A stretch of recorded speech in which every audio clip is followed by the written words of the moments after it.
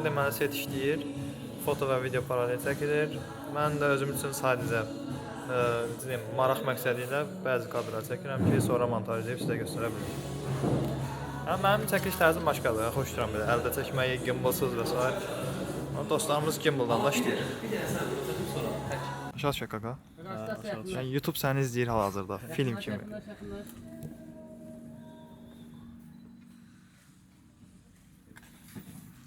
Backstage FX3-lə çəkirəm də, yəni yoxdur elə bir şey.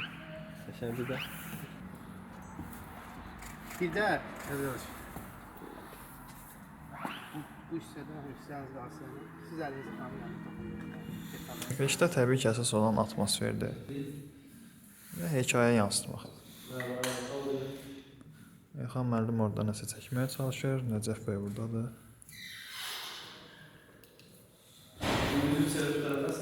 Mən də sabit öz vlogumu çəkirəm. Əlləyküm sağ ol. Bazarı öldürməyin, bazarı öldürməyin. Əsas qayda odur. Bəyəndiyiniz o toy çəkilişləri, nişan çəkilişləri və s. Əslində necə çəkilir? Bir növ ona bugün şahid olursunuz. Kamera əsir. Böyük də bir kameradır. Belə göstərəm sizə. Yəni, əldə çəkirəm. Əldə çəkdiyim üçün də indi məcbur sallantılar var. Əslində mən sevirəm belə sallantılı kadrları, daha təbii görsənir mənə görə. Yəni, bugün onun çəkilişinə şahid olursunuz. Bacardığım qədər, yəni çəkib sizə çatdıra bildiyim qədərini bölüşəcəm ki, çəkiliş necə gedir. Baxın, işıq. Belə bir işıq olsa yaxşıdır, olmasa işıqsız da çəkə bilərsiniz. Amma çöl çəkilişlərində, xüsusilə çöl çəkilişlərində yəni bu olmalıdır. İndi filtr. Bunun necə çalışdığını da sizə göstərəcəm.